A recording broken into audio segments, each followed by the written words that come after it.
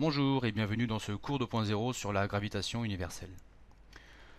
Au XVIIe siècle, selon la légende, Isaac Newton était adossé à un arbre lorsqu'une pomme lui est tombée sur la tête.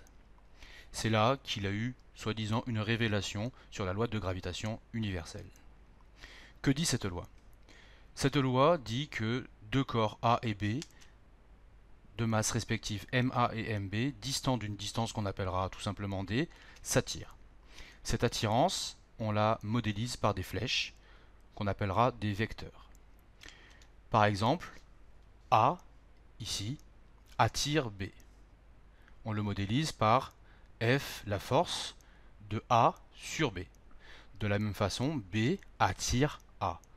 On le modélise par le vecteur force F de B sur A.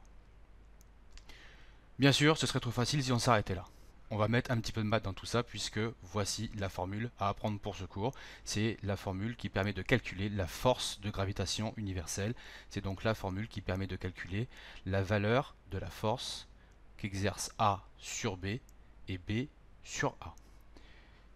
Cette formule, je vous la décortique.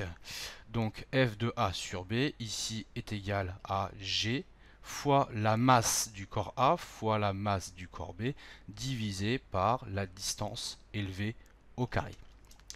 C'est quoi G? G, c'est tout simplement la constante de gravitation universelle. Sa valeur vous sera toujours donnée.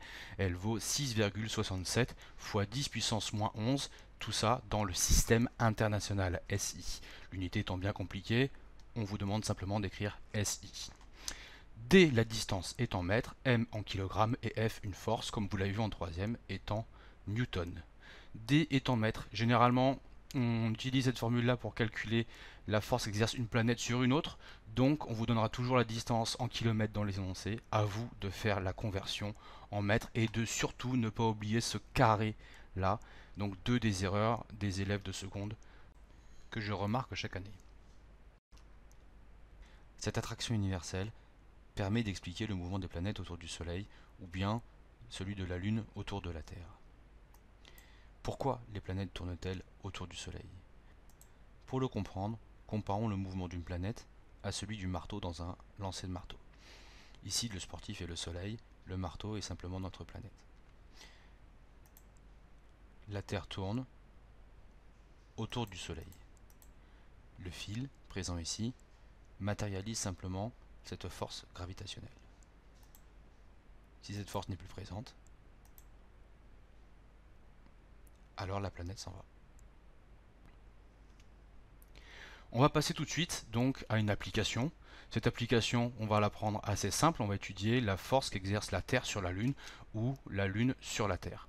Donc voici la Terre, voici la Lune, la distance qui sépare les deux c'est environ 380 000 km et on modélise pareil la force qu'exerce la Lune sur la Terre par cette flèche là et la force qu'exerce la Terre sur la Lune par cette flèche là. La masse de la Terre 5,98 fois 10 puissance 24, enfin, vous savez lire. Donc toutes les données sont là et vous voyez bien que la distance ici est donnée en kilomètres. La formule appliquée, donc la force de la Terre sur la Lune est égale à ce fameux G fois la masse de la Terre fois la masse de la Lune divisé par la distance qui sépare les deux au carré. On déroule la formule en réalisant l'application numérique et donc on remplace par les valeurs. Je vous conseille fortement de refaire cette application à la calculatrice puisque les élèves ont toujours tendance à se tromper. Donc refaites-la jusqu'à temps de tomber sur cette valeur-là qui est la valeur qu'exerce la Terre sur la Lune, 2,03 fois 10 puissance 20 newton. Nous voici donc à la fin de cette première vidéo. Je vous invite donc à faire la petite application suivante. On a calculé ensemble la force qu'exerce la Terre sur la Lune. Vous, pour vous entraîner, vous pouvez essayer de calculer la force qu'exerce la Lune, cette fois, mais sur la Terre. Bon courage à tous.